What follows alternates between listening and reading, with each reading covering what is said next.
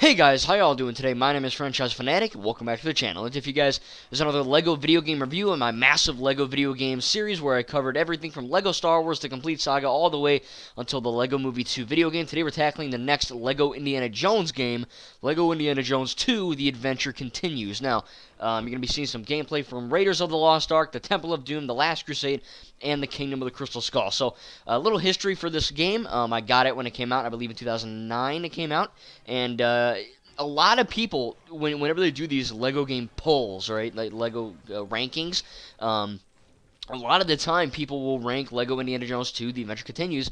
They will rank it very low, and I'm not quite sure why, because it's a bummer, because I haven't played this game in a while, and we're leaving for Disney, so I kind of have to film quickly, and upon replaying the levels and exploring the hub worlds, I really wanted to keep freaking playing, but I can't, so hopefully when we come back I can play it more.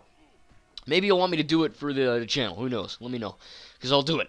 I want to do all LEGO games. But essentially, looking at the cover here, it says LEGO Indy returns in his greatest adventure yet. You can play through, of course. It says here, all new levels from the original 3 movies and the Kingdom of the Crystal Skull. So the gimmick for this game is not just, oh, you're getting the Kingdom of the Crystal Skull levels, because this came out a year after the movie, but you're also going to get to play the Raiders, Temple, and Last Crusade. You're going to get to play those games in a new way or in a new light. You know what I mean? So it's not they're not basically importing the levels from Lego Indiana Jones: The Original Adventures, the first one.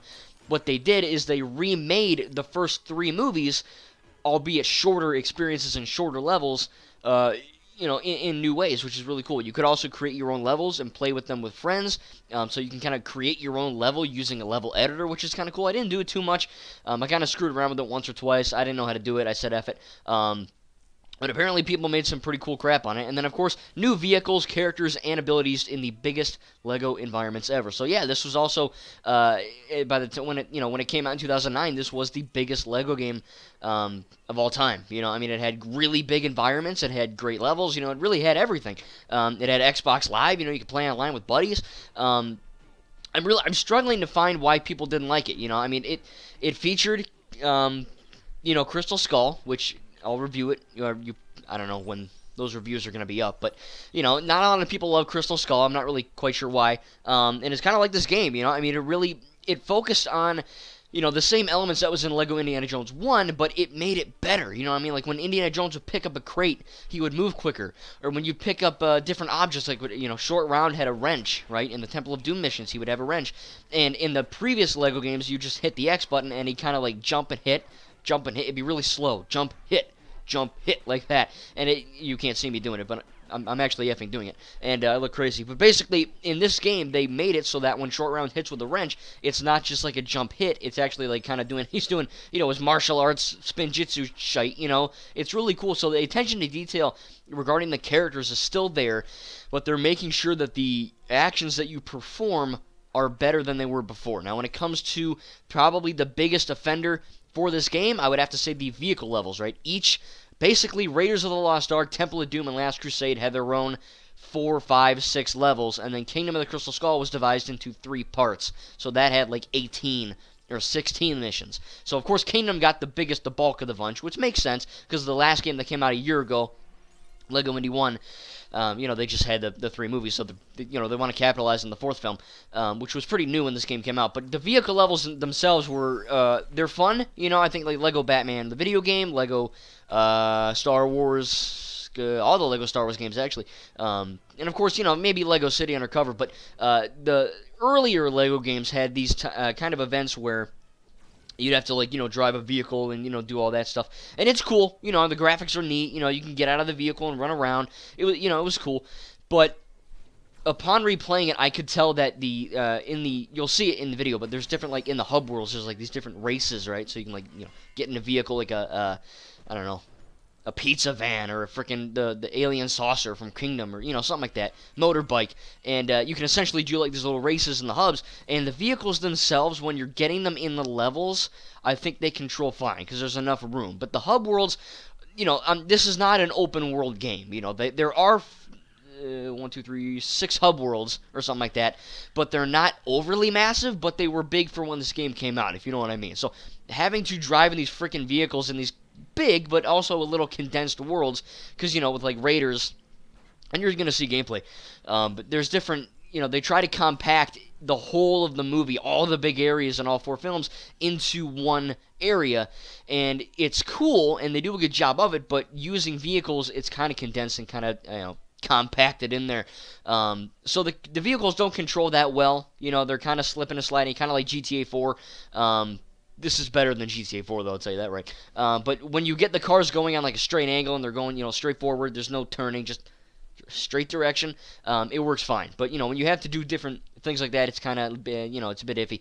But I still have fun with it. It's not fun. I still had fun doing it.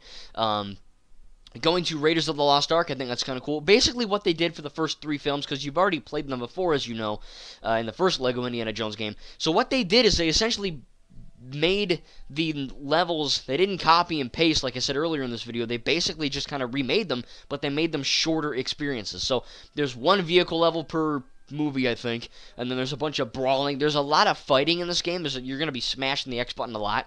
The animation's cool. It's a lot more like kind of wavy and fluid, if you know what I mean. Like Indiana Jones 1 felt a little bit just like stiff, kind of just like that's it. But Indiana Jones 2, they kind of had this ability where, the characters move in such a way where it almost looks motion blur and looks motion captured, in a kind of like a wavy, more animated way, which is kind of cool. It really gives the action scenes a lot more oomph and weight. But I did enjoy the, punching the guys and just kind of shooting everyone. Indiana Jones is effing blind shooting like crazy, shooting like, pew, behind him and pew to the right. It's pretty cool using guns and different weapons like that. Swords, bows, that kind of thing is pretty awesome. Again, though, this is a combat-focused game. This is probably the Lego game with one of the most fighting in it, because there's puzzles, but there's more just waves of enemies, like it'll tell you like kill that guy or kill all these guys, and you just gotta punch them or shoot them. There's a lot of fighting, which is good because it's Indiana Jones, but I think they kind of took a backseat, and I get it.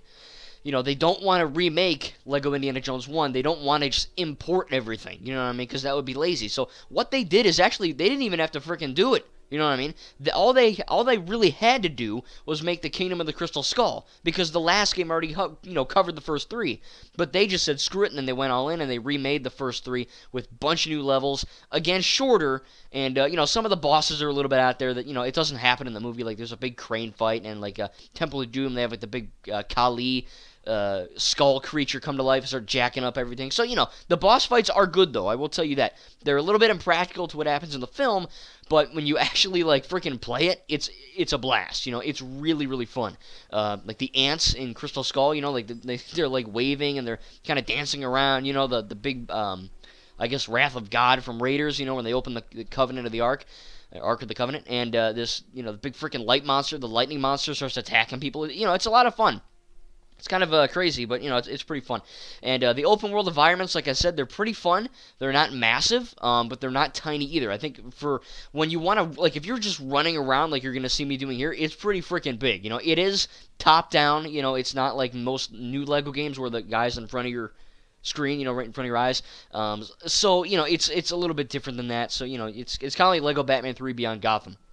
It's top down. I don't like top down. It makes sense for this game because that's the whole game.